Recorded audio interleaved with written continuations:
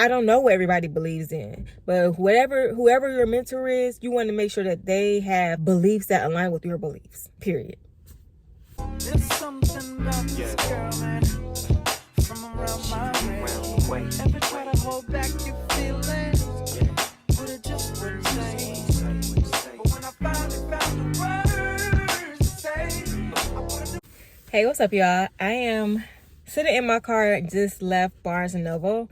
I just picked up Rich Paul's book, Lucky Me.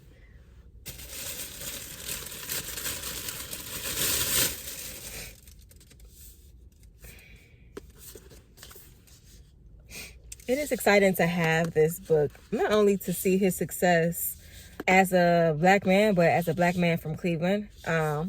It's pretty cool to see what he's created and what he's grown, being from the city and also the neighborhood where my friends grew up at. I was around the corner. It is pretty cool to see, like, once you put your mind to something, you can really accomplish so much. Believing in yourself.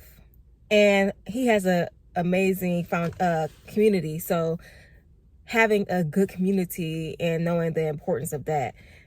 For me, I always look to music and rappers to be my mentors. I never thought of it that way until recently, but I always look to music for wisdom, for gems, like to figure out how to maneuver. And so definitely, don't get me wrong, I listen to a lot of like fun music for sure, but I also listen to people who are, like I said, they're sending you gems in their lyrics. And even people like that you would never even think of, like Kodak Black. People don't like him for whatever reason, but they also think he's just a turn up guy. Like, I use him because they think that he's like a ignorant type of guy, but when you start listening to what he's actually saying, you can actually relate to what he's saying. And he's not surface level. So some things people listen to, I listen to that surface level, just like a good time. But most times I listen to somebody who has a message behind what they're talking about.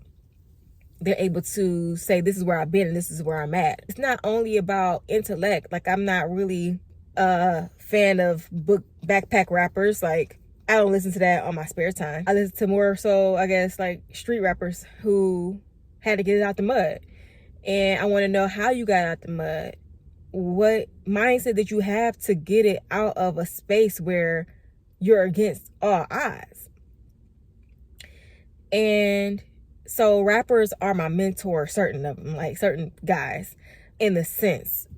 But I bring that up because Rich Paul, he's not a rapper, but his mindset and what he's created, like, that has also been a great example to see how somebody got it out the mud, especially from an environment that I know oh so well. I watch the show on BET Plus. I listen to podcasts. Like, whatever he puts out, I'm tuning in because I definitely get it. Like, I get it because I've been around that. So it's really cool to hear and to gain knowledge from what he did to get it out of there. I think that he's done amazing things, and not only is it inspirational for people who've grown up where he's grown up, but also people who can relate all around the world, and even other sports agents who look in and see the craft that he created. I'm all about finding the gem out of what people are saying. And so I'm excited to read this book to see what he's saying that I can take and execute in my life, or if I could just feel like seen and validated out of some of the experiences that he has had and some things that he has done to get to where he's at. So yes, I'm excited to read this. But as I was saying, when I was inside of Barnes & Noble, I used to be in Borders all the time. I used to read like Madison Finn books, or like, I definitely was a Twilight girl. I didn't really get into Harry Potter books, for sure, the movies. I mean, I read all type of stuff. It was just my thing. I used to always read. My mother got us into books, and always, she loved books. And so I used to read just simply because that was one thing that she engraved in us. And I was saying I wish I could read hard copies like I used to.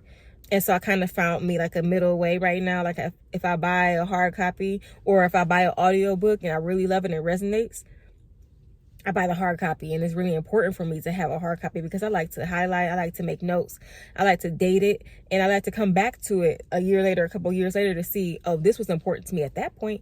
This is important to me now. Just being able to see my growth or just seeing what spaces that I've overcame. So a lot of the times I buy both the audio and also the hard copy, but only if it really super resonates with me. So I think the last book I bought was Phil Jackson's book that I kind of highlighted there when I was inside of the store.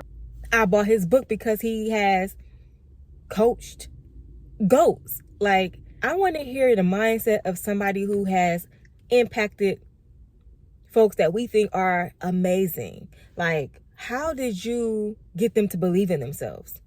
Or what did you do to pull out these certain characteristics out of someone? I'm into hearing beliefs and mindsets that has helped people excel, and more so excel in character and leadership. No ego talk. You definitely have to have a little bit of ego, like, yeah, it's me type thing. But like the character, your morals. Like, I like to read folks who I feel I can know that it's true, know that it's real, and not because of the show, because of the ego, because of the money, because of this and that. Like, I want to really get to know people or know the mindsets of people who are great people, who has good morals. And of course, artists, authors, people, you can't really see exactly who somebody is based off of like the internet or based off of like books, or you only can see one side of what they're presenting. But so always take things with a grain of salt, but also, you know, when things seem right to you. And you also know to give grace because people are human. So never think that these people are your gods. These authors, these coaches, these athletes, these rappers, whatever. Like, these folks aren't gods. They're human. So they're going to make mistakes. They're not going to be perfect. But it's always healthy and good to have somebody you can resonate with. So yeah, keep that in mind when you are thinking about buying books or finding mentors. These people aren't gods. Mind you, I say I have mentors that are like rappers, people who are kind of far away from me.